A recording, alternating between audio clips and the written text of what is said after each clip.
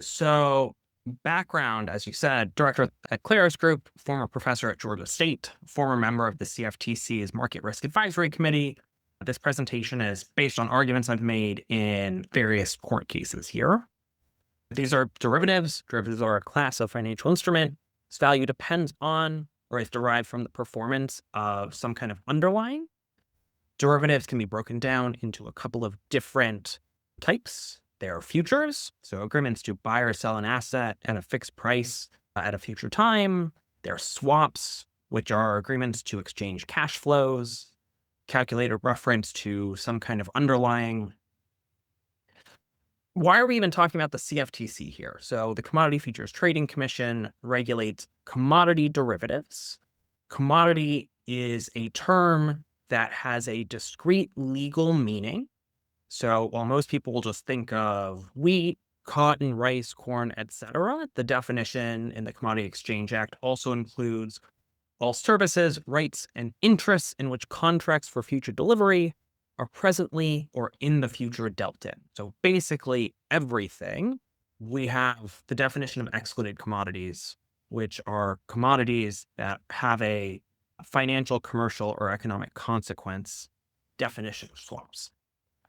So again, why are we talking about the CFTC here? So in 1922, Congress enacted the Grain Futures Act to regulate wheat and other grain futures.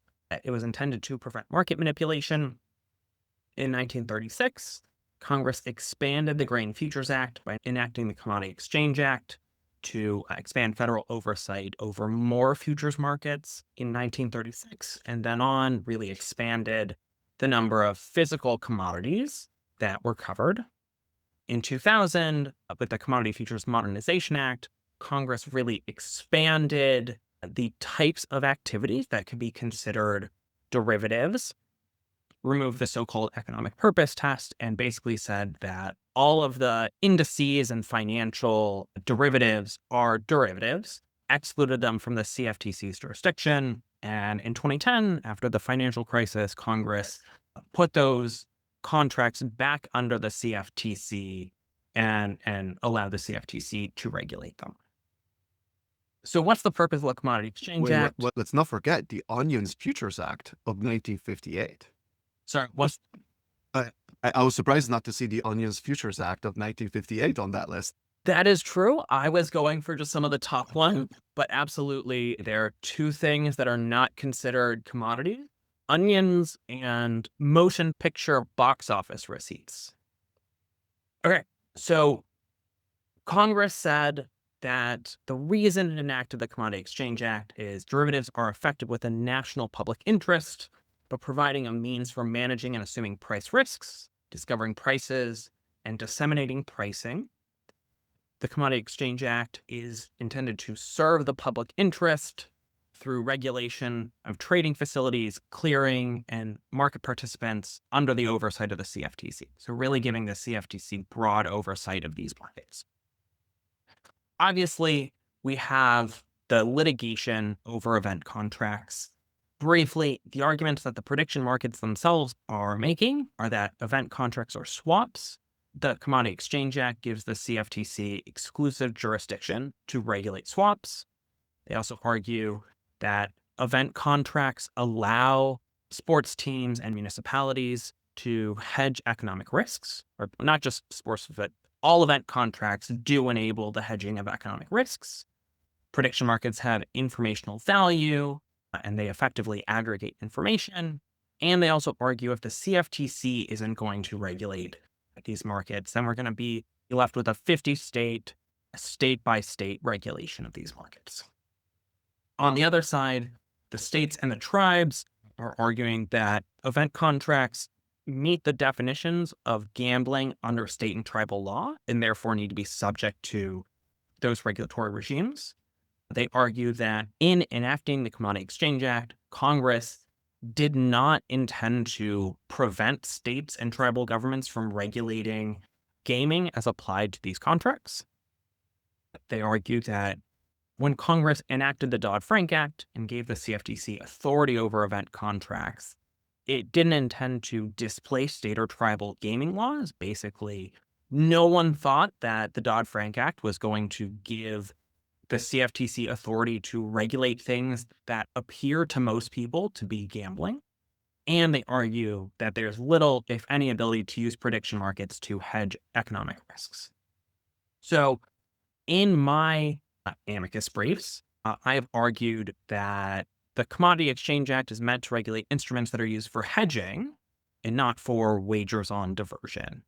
So in order for something to be a swap or a derivative subject to the CFTC's jurisdiction, it really needs to have some kind of hedging utility. And so, again, we go back to what the purpose of the CEA is in statute. It's about managing and assuming price risks. It's about allowing people to discover prices of the underlying, and it's about disseminating pricing information. Hedging, therefore, allows real economy firms to protect against price fluctuations, facilitate productive activity. The contract I use to really separate out what I think is permissible under the Commodity Exchange Act or impermissible is what a catch. So Kalshi allows you to buy a contract on whether in a sporting event in the broadcast, an announcer will say, "What a catch," during the game. I think that these types of contracts have no pre-existing financial loss for traders to hedge against. Things like this really are for gambling. I also argue that even though the prediction markets say that this meets the definition of a swap, it's difficult to imagine that some of what's going on here, the types of contracts that are being listed on the prediction markets, are really what Congress intended when it gave CFTC power to regulate swaps. And there are some risks to preempting state law, evasion of state or regulatory standards. The CFTC does not have the legal authorities to address problem gambling. And Congress has said over and over again that it wants states to regulate gaming. It does not have a federal regulatory regime to regulate gaming. And so we need to keep the things that don't have this underlying economic purpose out of the CFTC's jurisdiction. In fact, the Supreme Court case that allowed DraftKings and FanDuel to blow up was very much about the fact that it's up to the states to determine local gambling policy. Are you sympathetic to the view that, because the argument has been made, but it's also a different Supreme Court composition at the time. Are you sympathetic to the view that if the Supreme Court thought that the Commodities Exchange Act included sports, they would have referenced it in their ruling about the fact that there is no valid federal gambling framework?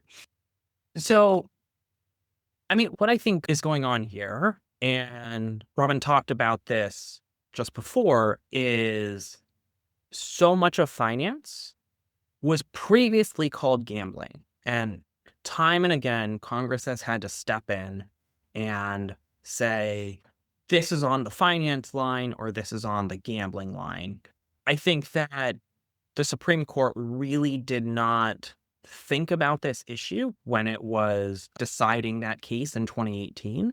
I also don't really think it matters, because what really matters is, are these activities on the finance line or on the finance side of the dividing line or the gambling side of the dividing line? And that's really what's going to be the question in the courts, and what Congress is going to need to, or what Congress is currently thinking about, is just where do we want to place the sports contracts or binary options more generally, or things like that.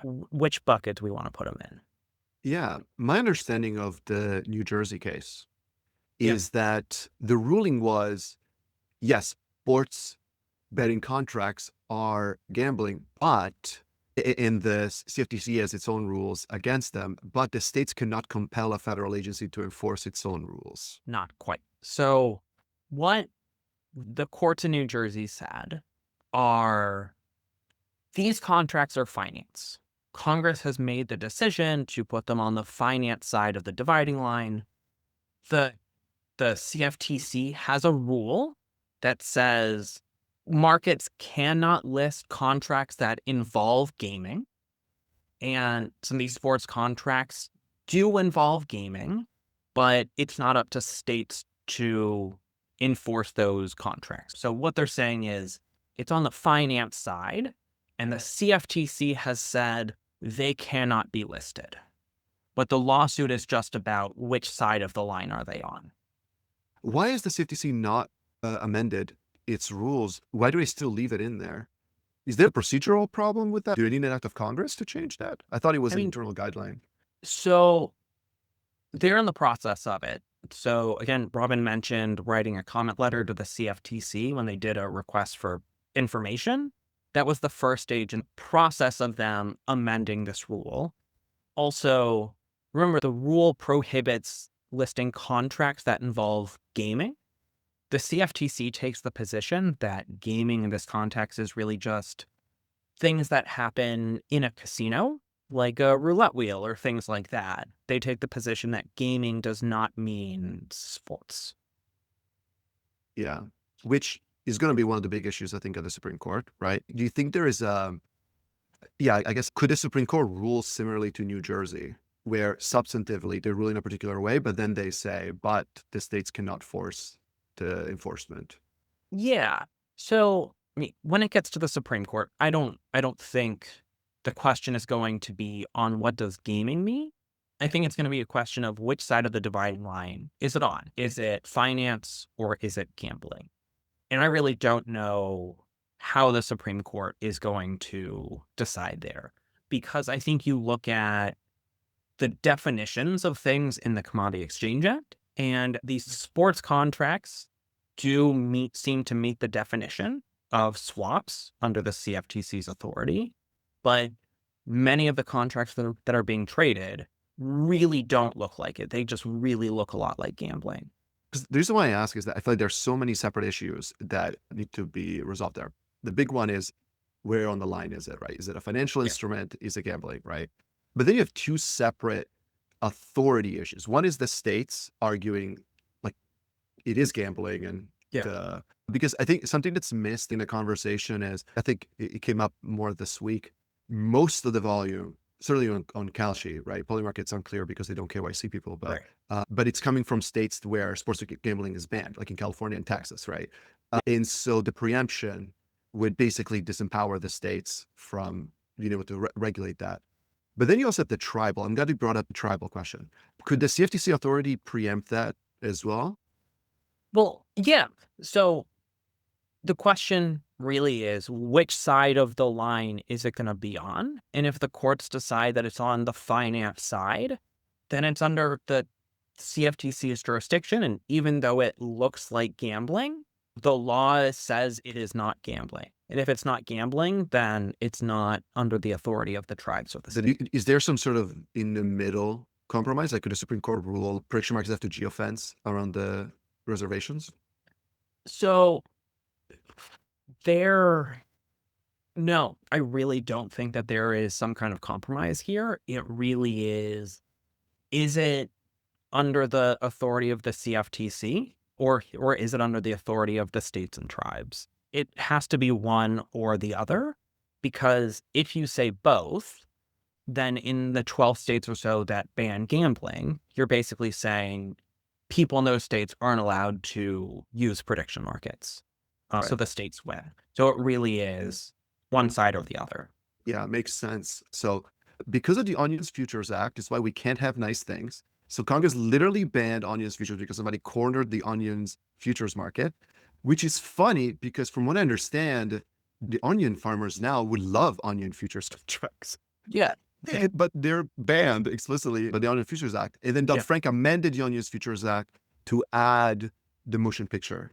Yeah. So from what I understand, right? So then the situation now is, one argument that can be made is, if the Congress wanted to ban sports, they have a mechanism for banning explicit markets. Yeah. Because there's a way to ban the motion picture. But then the same logic would be, well, no, but if the framework is hedging, right, in a financial instrument, the onion futures ban wouldn't make sense, right? But or is there a way to kind of reconcile that reality where Congress can still say all hedging is allowed except for onions? Yeah. I mean, Congress can say whatever it wants. Congress writes the laws. And The laws don't have to make sense. Due to political pressure or lobbying, Congress banned motion picture futures. I think that the purpose of the Commodity Exchange Act is still to allow hedging, but Congress decided it did not want to allow hedging on these things, just like with onion futures. It did not want to allow hedging on onions. And that's a decision it made. I mean, I think I would be in favor of repealing the Onion Futures Act. It was said here at the Cassandra Quarterly 2 Forum, Todd Phillips is in favor of repealing the Onions Futures Act. Yeah, because a related issue that I think has been eclipsed by the rise of the sports betting and prediction markets is that prior to it, the real pro market fit Kalshi, for example, had was in Rotten Tomatoes futures, right? That I guess that does not count as a motion because it's not the box office, if I'm understanding this correctly. That's the argument. So, and obviously the Motion Picture Association does not feel the same way about prediction markets now than they did like at the time, right? But that's another example, right? Of like there's an explicit ban on a particular type of contract, but then there is some sort of secondary alternative indicator that enables the same activity to take place. Yeah, and I mean, I think this is one thing that people are struggling with is what do we do about these things that look very similar and have kind of the same ultimate impacts on the economy, but are legally different? So motion picture box office futures are not the same thing as Rotten Tomato scores, even though there's a correlation. It's up to the CFTC to figure out what it wants to do. And the CFTC could go and say that contracts on Rotten Tomato scores are contrary to the public interest if it wanted to. It decided not to. It hasn't done that, but it could. Most of prediction market history in the US is actually nonprofit. It's in the University of Right. Iowa, at the University of Victoria. So the Minnesota just banned prediction markets. Yeah. In your opinion, does that apply to the University of Iowa? Yeah, I think it does. It is tough here because I think what Minnesota wants to do is not actually what it did. I think what it wants to do is it wants to address gambling that's happening within its borders, and it sees prediction markets as doing that. I think that it would have made more sense for it to have written laws that incorporate prediction markets into its gambling laws rather than banning them outright. But also, if it's finance, if the courts decide these things are on the finance side and not the gambling side, then it doesn't matter because Minnesota's law is null and void if it's on the finance side. The University of Iowa Exchange is not regulated by the CFTC. It has been able to operate due to a no action letter, and the CFTC basically saying we are not going to bring an enforcement action. We're not going to sue them.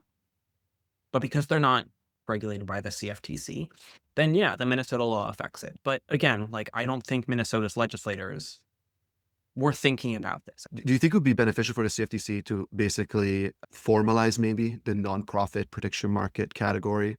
Otherwise, nonprofit prediction markets are affected by what for-profit prediction markets do, which is not supposed to be the intent of the no action. I mean, so I think Congress did not think about them in two separate categories.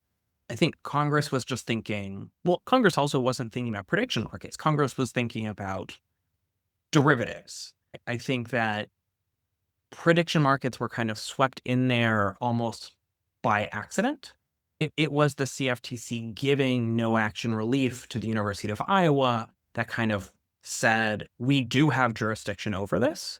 And I think Congress bought into that. And so I don't think this is what Congress meant. I think that if folks can get Congress to put into law some kind of separation, I think that'd be interesting. I think that would be a really high lobbying threshold to overcome. The framework I want to give you is like, in the same way, we have banks and we have credit unions. Yeah. Right. You can imagine you would have a for-profit prediction market and you have a nonprofit prediction market. I guess what I was getting at is the no action relief came from the CFTC, and the CFTC can undo that whenever it wants. Credit unions are under a law passed by Congress. Yeah. I'm going to ask you the same question I asked Robin. If you had to handicap it into the Supreme Court, first of all, it sounds like you don't think it's going to come down to procedural stuff. It's going to be actually a substantive question of, is this a financial contract or is this gambling? I think it's going to be phrased a little bit differently, but I think at the end of the day, Like, it's not going to, like the states don't have standing. no, it's going to be, is it finance or is it gambling? Yeah. Okay. That's important, right? So that's your first Yeah. kind of forecast here. Is it's going to be a substantive ruling over this categorization question. Yeah. And then, if you had to handicap it, what do you? I really have no idea. Maybe 50-50, but I don't know. Are the tribal cases and the states cases going to be merged, you think, on the way to the Supreme Court, or going to be two separate? I mean, the Supreme Court's going to decide this once. Procedural posture, how they get there is unclear, but the Supreme Court's going to basically decide one case, and it's going to be the decision for the states and the tribes. From your legal point of view, like, No. are there any legal precedents that we can use to make sense of that? No, there are not. It's a philosophical question that people have been trying to think about for a long, long time. And I think the dividing line between speculation and gambling is just what is regulated as finance and what is regulated as gambling. I think that's really what it comes down to. The framework you've used, right, is this idea that hedging, because hedging can be speculative. Fundamentally, I don't want the public to think that us prediction market scientists do not understand that when a farmer locks in their futures contract price, like they're selling to some sort of, they're not selling to speculators, right? Like, but it's about the loss, right? You said like it's the potential of loss that's kind of defines, like, are you hedging? It really is, can anyone use this to hedge economic risk? Like the regulators are not going to be policing every contract to make sure at least one party is using it this way, but you need to make sure that someone actually can hedge risks. And I think a lot of the sports contracts just cannot be. I said the contract of what a catch, whether an announcer says what a catch during a broadcast is just like, there's no underlying risk there. Like a mention market is will Brian Armstrong say Ethereum during an earnings call? So I think that's a little bit closer to the line, because if Brian Armstrong was saying, I don't know, the word Bitcoin because they were changing the way their business model operated, it could be closer. But yeah, if he's just listing out a whole bunch of words. Is there anything you're worried about as these cases play out, as legislation might be coming? Obviously, you heard some people today talk about being worried about the baby being thrown out with the bathwater, but what are you worried about the way these decisions are being made right now? I'm worried that the dividing line between finance and gambling isn't going to be where it should be. I think that there's some legislation in Congress that would take the sports contracts and put them on the gambling side. But I think we have other contracts, like the mention markets, that probably also should be on the gambling side rather than the finance side. And so my worry is that whatever decision Congress makes, it's not going to be appropriate. It's going to still leave some things on one side or the other, or take too many things out. I don't think they're going to calibrate it right. Todd, thank you so much for giving us this great overview of the issues and even clarifying a lot, because there's a lot of misinformation out there, I think, about what are the legal issues here, what's the process, and what's at stake. If people want to follow up with your work, I always encourage them to check out your Twitter account. But if people want to reach out to you, I think Twitter is great. It's just T Phillips, or I'm on LinkedIn. You can find me. Todd, thank you so much. Have a wonderful rest of the day. Bye. Take care.